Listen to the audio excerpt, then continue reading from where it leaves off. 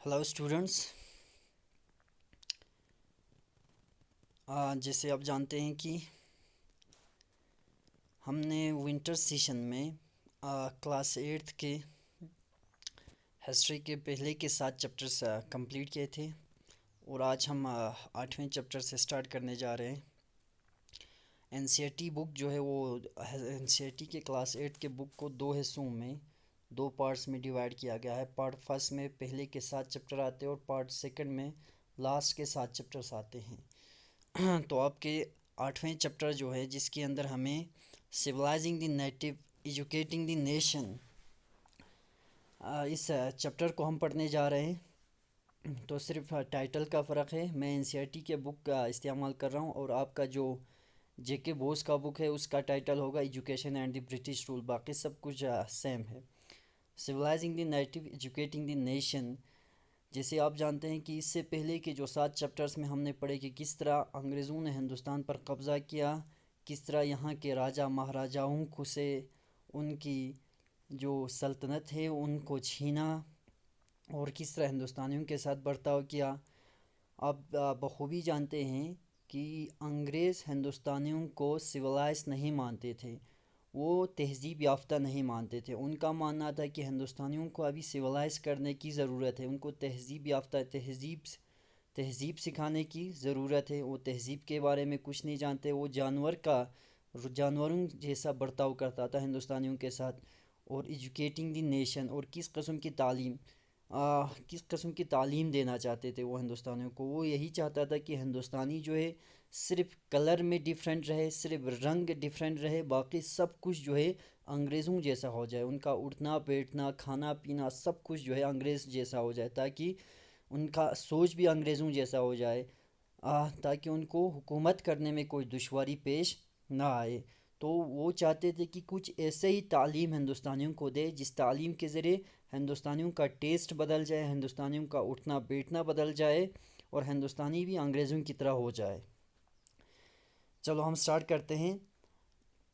आपके earlier chapters में British आपने देखा कि किस तरह अंग्रेज़ों की जो सरकार थी, अंग्रेज़ी हुकूमत थी, उस हुकूमत का राजाओं पर, नवाबों पर और यहाँ के पीजेंट्स और ट्राइबल्स जो है, जो कबायली लोग हैं और इसके अलावा जो पीजेंट्स हैं, उन पर किस किस्म के असर पड़े हैं।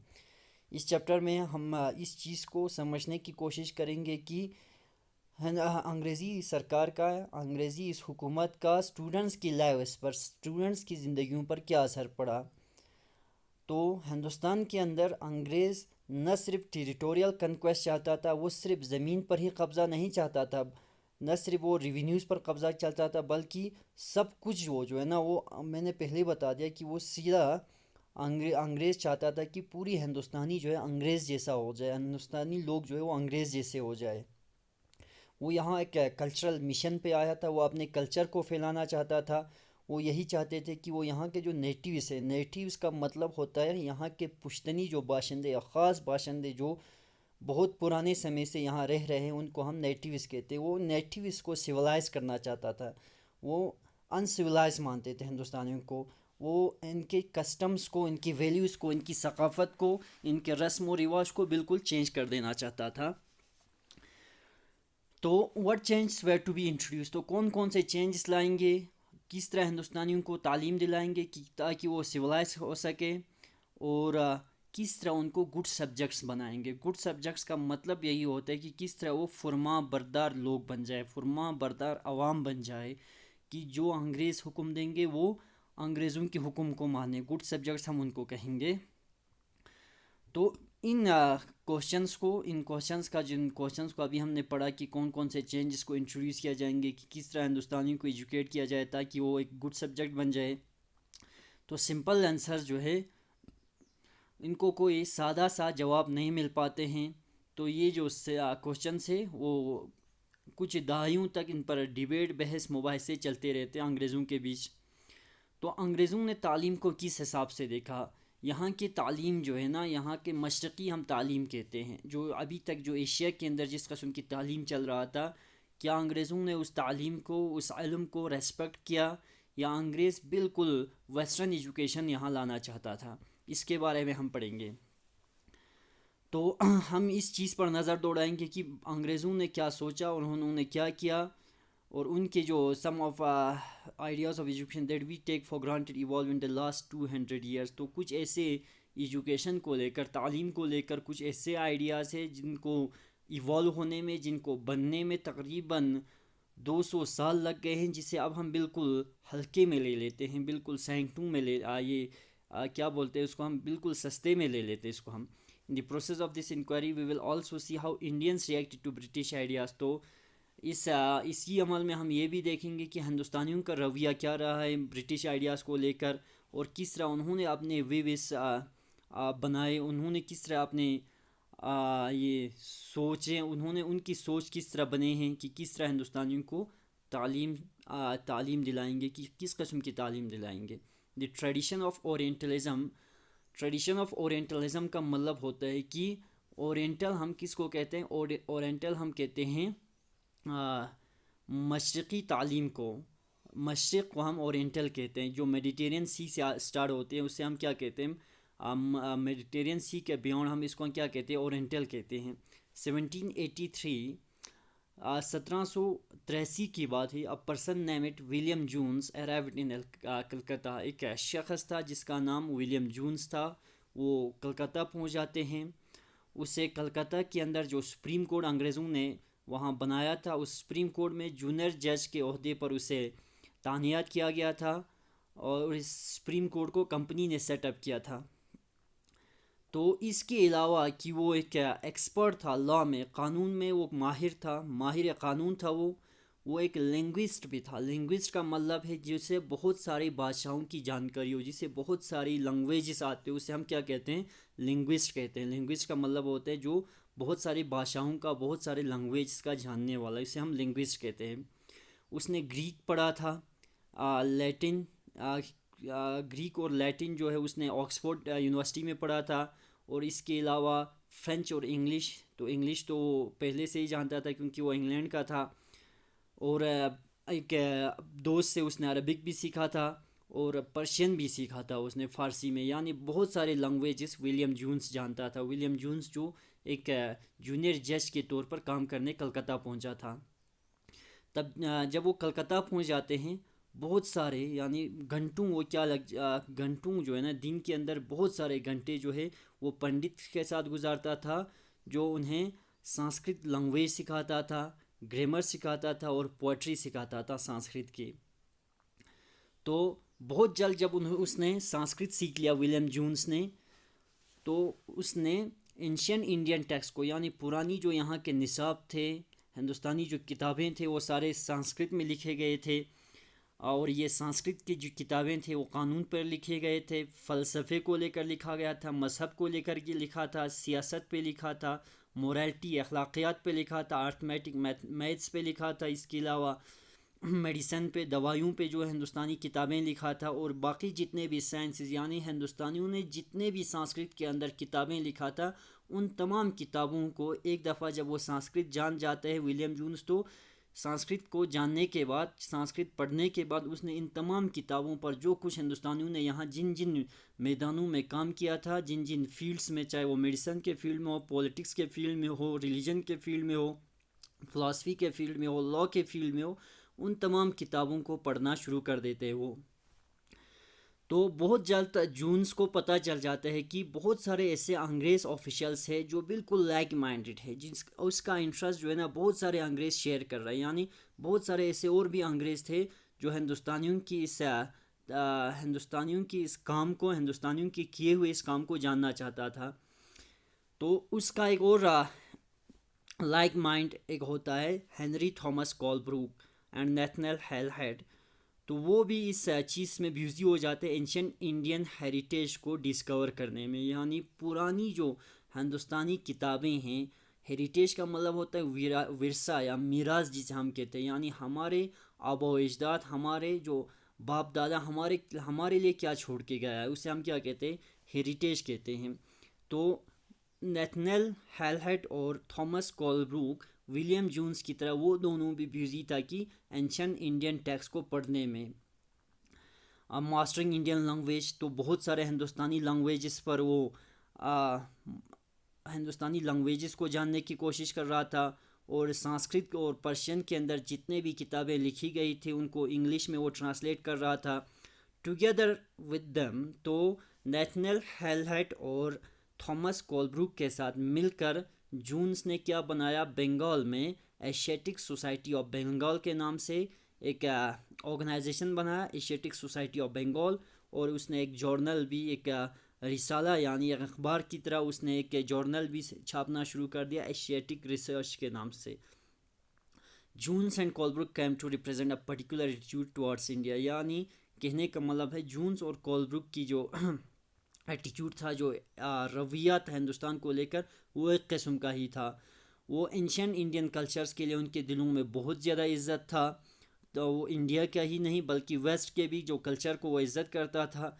उनका मानना था, उनका ये एहसास होता था कि इंडियन सिविलाइजेशन जो है वो अपनी ग्लोरी, यानी ग्लोरी को मतलब हम बुजुर्गी, ग्लोरी का मतलब होता है शान और शौकत, मतलब वो काफ़ी ग्लोरियस था एंशियंट पास्ट में। इंडियन सिविलाइजेशन पास्ट में काफ़ी ग्लोरियस था, काफ़ी अजीम था।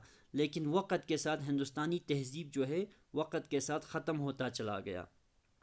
तो हिंदुस्तान को समझने के लिए उन्हें लगा कि इन अंग्रेज़ों को लगा, विलियम जून्स जैसे लोगों को लगा कि हिंदुस्तान को समझने के लिए हिंदुस्तानी पुरानी किताबों को पढ़ने की ज़रूरत है।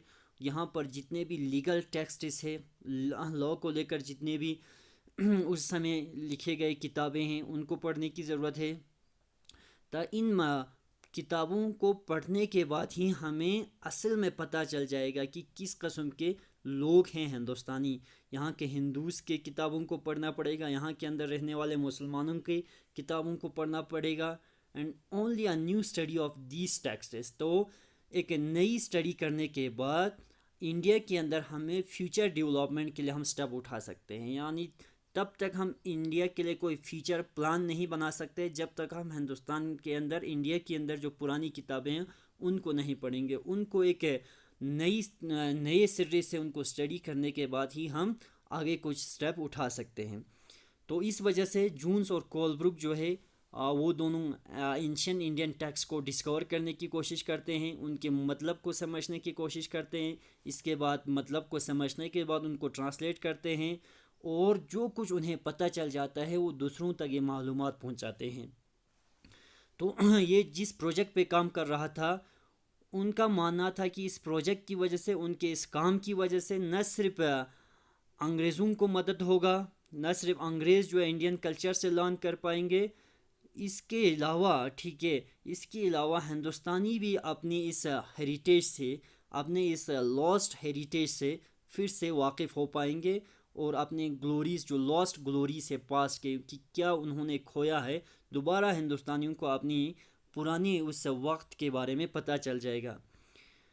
तो इस प्रोसेस में यहाँ की कल्चर के जो मालिक है वो अंग्रेज़ बन जाएंगे और इसके मास्टर्स बन जाएंगे।